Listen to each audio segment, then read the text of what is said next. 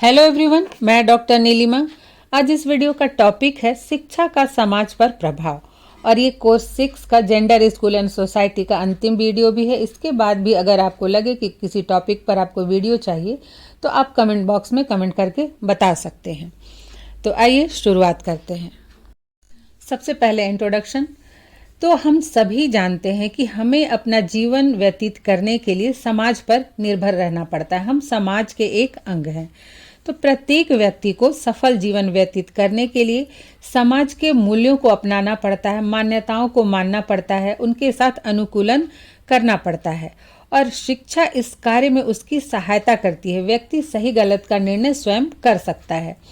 शिक्षा समाज एवं समाज के लोगों के विचारों में, व्यवहारों में एवं मान्यताओं में परिवर्तन करती है, जिससे कि उनका जीवन उन्नत बनता है। अतः समाज एवं शिक्षा जो है एक दूसरे से घनिष्ठ रूप से संबंधित रहते हैं। दोनों एक दूसरे पर निर्भर हैं और एक दूसरे के पूरक भी हैं। कहने का तात्पर्य यह है कि जो शिक्षा है वह समाज के स्वरूप को निश्चित करती है और शिक्षा समाज के आर्थिक, धार्मिक, सामाजिक, राजनीतिक सभी स्थिति को प्रभावित करती है। आइए देखते हैं कि किस तरह से शिक्षा का समाज पर प्रभाव पड़ता है। शिक्षा का समाज पर प्रभाव। तो शिक्षा किस प्रकार से समाज को प्रभावित करती है, इसका अध्ययन हम कुछ मुख्य बिंदुओं के द्वारा करेंगे। नंबर 1 है बालक का समाजीकरण। तो प्रत्येक समाज अपने समाज के लोगों के लिए, समाज के बालकों के लिए शिक्षा की व्यवस्था करता है और यही शिक्षा बालक का समाजीकरण करती है। बालक शिक्षा प्राप्त करने के लिए विद्यालय जाता है और विद्यालय को समाज का एक लघु रूप कहा गया है, क्योंकि यहाँ पर विभिन्न समाज, संस्कृति, धर्म, जाति के बच्चे एक साथ पढ़ते हैं और यहाँ पर हमारे समाज की विशेषताओं से भी परिचित होते हैं।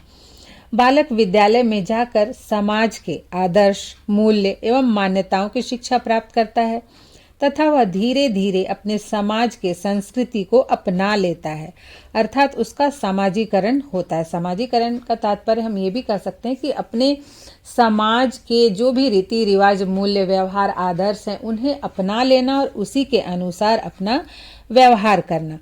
तो शिक्षा सबसे अधिक जो प्रभावित करती है वो बालक का समाजीकरण करके उसे समाज के लिए तैयार करती है।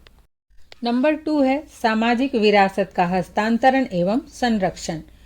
तो हम सभी जानते हैं कि प्रत्येक समाज की अपनी संस्कृति होती है, अपने रीति रिवाज, धर्म, मूल्य, आदर्श इत्यादि होते हैं और शिक्षा ही वह माध्यम है जिससे बालकों को अपने समाज की संस्कृति अर्थात रीति रिवाज, परंपराओं, नैतिकता एवं आदर्श इत्यादि का ज्ञान प्राप्त होता है और यह ज्ञान एक पीढ़ी से दूसरी पीढ़ी तक हस्तांतरित होता है। जैसे कि हमारे जो बड़े थे, माता पिता थे, उन्होंने भी पढ़ाई लिखाई के द्वारा ये ज्ञान प्राप्त किया, उन्होंने ये ज्ञान हमें दिया, हम ये ज्ञान अपने बच्चों को देते हैं। तो इस तरह से विद्यालय में एक पीढ़ी से दूसरी पीढ़ी तक ये ज्ञान हस्तांतरित होता है। हम यहाँ कहना चाहेंगे कि औपचारिक और अनौपचारिक दोनों ही शिक्षा के माध्यम से ये ज्ञान हस्तांतरित भी होता है और सुरक्षित भी होता है। इस प्रकार से शिक्षा सांस्कृतिक विरासत का संरक्षण करके समाज के अस्तित्व को बनाए रखती है, क्योंकि संस्कृति के बिना हमारा क्या अस्तित्व है, हम भी जानवर की तरह ही रहेंगे। तो इसलिए जो शिक्षा है वही संस्कृति सिखाती है, संस्कार देती है और समाज के अस्तित्व को बनाए रखती है। नेक्स्ट है नंबर 2 सामाजिक परिवर्तन। तो शिक्षा सामाजिक परिवर्तन भी करती है। जैसा कि हम देखें कि हमारा जो प्राचीन समाज था भारत में और आज का जो हमारा वर्तमान समाज है वो एक जैसा नहीं है, उसमें काफ़ी अंतर आ गया है। सोच, रहन सहन, खान पान, पहनावे इत्यादि में बहुत अंतर है। तो इसका प्रमुख कारण शिक्षा ही है। शिक्षा के माध्यम से ही समाज में परिवर्तन होते हैं। शिक्षा के माध्यम से ही आधुनिक ज्ञान, विज्ञान, तकनीकी के कारण समाज में आश्चर्यजनक आविष्कार हुए हैं, परिवर्तन होते रहे हैं, अभी हो भी रहे हैं और शिक्षा ही वह माध्यम है जो लोगों को यह ज्ञान प्राप्त करने का साधन उपलब्ध कराती है, जिससे जन साधारण के विचारों, आदर्शों, मूल्यों और लक्षण में परिवर्तन होता है। मतलब जो भी परिवर्तन होता है समाज के लोग उसे अपनाते हैं धीरे धीरे, जिससे समाज के स्वरूप में सोच, विचार, रहन सहन, खान पान सब में परिवर्तन होता है। तो शिक्षा सामाजिक परिवर्तन भी करती है। नेक्स्ट है नंबर 4 सामाजिक नियंत्रण। तो शिक्षा ही समाज के विभिन्न कुरीतियों को, रूढ़िवादी प्रथाओं एवं परंपराओं के विरुद्ध लोगों के दृष्टिकोण में परिवर्तन करती है और जनमत का निर्माण करके उनको फैलने से रोकती है। जैसे कि हमारे समाज में पहले बहुत सारी कुरीतियाँ थी, जैसे बाल विवाह था, सती प्रथा थी। तो इन सब कुरीतियों से कैसे अभी लोग बच रहे हैं, कैसे ये कुरीतियाँ अभी दूर हो चुकी हैं? क्योंकि शिक्षा ने लोगों के दृष्टिकोण में, उनके विचारों में, उनके सोच में परिवर्तन किया और इसके विरुद्ध जनमत तैयार हुआ और तब फिर इसका विरोध किया, जिससे इसे समाप्त किया जा सका। तो शिक्षा ही लोगों को उनके अधिकार एवं कर्तव्यों का भी ज्ञान देती है और समाज को व्यवस्थित बनाए रखने हेतु उन्हें प्रेरित करती है। शिक्षा से ही लोगों को यह ज्ञान प्राप्त होता है कि यदि सामाजिक नियमों का उल्लंघन किया जाएगा तो उसके लिए क्या क्या दंड का प्रावधान है, जिसकी वजह से लोग सामाजिक नियमों का उल्लंघन करने से बचते हैं। देखिए, प्रत्येक समाज के, राज्य के, देश के अपने नियम होते हैं। तो उन नियमों का हमें कैसे ज्ञान प्राप्त होता है? शिक्षा के माध्यम से ही होता है। हम जानते हैं कि अगर इन नियमों का उल्लंघन करेंगे तो हमें दंड होगा या सामाजिक बहिष्कार होगा, इसलिए लोग नियमों का पालन करते हैं, जिससे समाज की व्यवस्था बनी रहे, उनका भी मान सम्मान बना रहे। तो शिक्षा सामाजिक नियंत्रण करके समाज को व्यवस्थित करती है। नेक्स्ट है नंबर 5, सामाजिक सुधार एवं प्रगति। तो शिक्षा से ही बालकों के व्यक्तित्व का चहुमुखी विकास करने का प्रयास किया जाता है। जैसे कि आपने पढ़ा है कि शिक्षा के उद्देश्य में बालकों के व्यक्तित्व का सर्वांगीण विकास करना, और शिक्षा के द्वारा ही उन्हें विभिन्न व्यवसाय, कौशल का ज्ञान प्रदान किया जाता है। और जो छात्र हैं वे नवीन विचार, नवीन आविष्कार और नवीन प्रयोग से अवगत होते हैं, जिससे वह समाज के दोषों व बुराइयों को दूर करके उसे प्रगति की ओर ले जाने का प्रयास करते हैं। तो किसी भी समाज को सुधारने का या उस समाज की प्रगति का जो साधन है वो वहाँ के मानव संसाधन है, और शिक्षा ही उन मानव संसाधनों को योग्यताओं से, कुशलताओं से परिपूर्ण बनाती है, जिससे सामाजिक सुधार हो सके और समाज प्रगति की ओर बढ़ता रहे। नेक्स्ट है नंबर 6, सामाजिक भावना की जागृति। तो शिक्षा के माध्यमों से ही बालक में सामाजिक भावना का विकास होता है। वह यह समझता है कि समाज में रहते हुए ही उसकी उन्नति हो सकती है, समाज से अलग उसका अस्तित्व नहीं है। विद्यालय में बालक विभिन्न समाज, संस्कृति, धर्म के बच्चों के साथ शिक्षा ग्रहण करते हैं।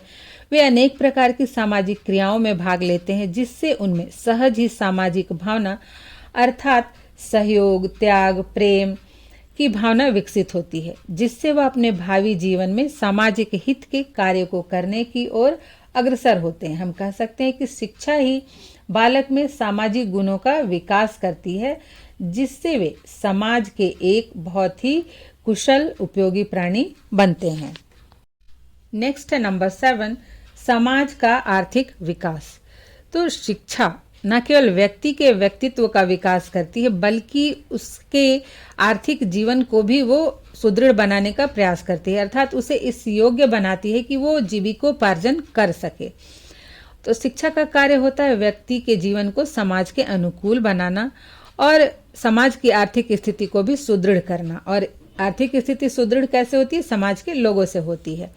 तो इसी उद्देश्य को लेकर शिक्षा के माध्यम से बालकों को विभिन्न व्यवसायों की शिक्षा दी जाती है, कौशलों से संबंधित जानकारी दी जाती है, उन्हें उसमें दक्ष बनाने का प्रयास किया जाता है, जिसके परिणाम स्वरूप बालक अपनी योग्यता के अनुसार विभिन्न क्षेत्रों में कार्य करते हैं, उत्पादन करते हुए समाज का आर्थिक विकास करते हैं।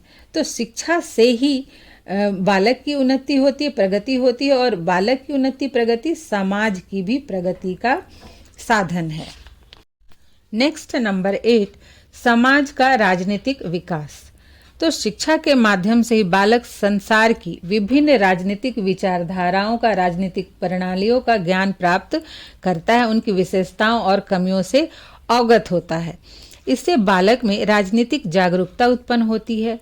वह विभिन्न राजनीतिक विचारधाराओं से परिचित होता है, साथ ही अपने अधिकार एवं कर्तव्य का भी ज्ञान प्राप्त करता है, अपने समाज की राजनीतिक व्यवस्था का ज्ञान प्राप्त करता है, अपने समाज की शासन व्यवस्था का ज्ञान प्राप्त करता है, जिसके परिणाम स्वरूप वह अपने देश की राजनीतिक विचारधारा की रक्षा एवं उसका विकास करने में अपनी महत्वपूर्ण भूमिका निभाता है। उसमें राजनीतिक जागरूकता आती है।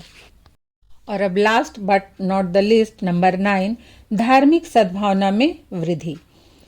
तो समाज में हम जानते हैं कि विभिन्न धर्म के अनुयायी रहते हैं। हमारे देश में धार्मिक विविधता है, जिसे आपने कोर्स 2 में अच्छे से पढ़ लिया है।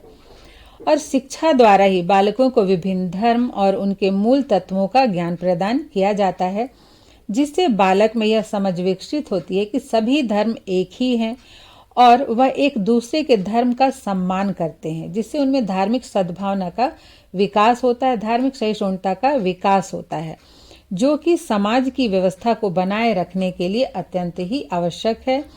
इस तरह की भावना समाज में शांति सुव्यवस्था के लिए अत्यंत ही सहायक होती है। इस प्रकार से इन विभिन्न बिंदुओं के माध्यम से जो हमने चर्चा की, उससे स्पष्ट है कि शिक्षा और समाज में अटूट संबंध है। दोनों एक दूसरे के प्रेरक होते हैं।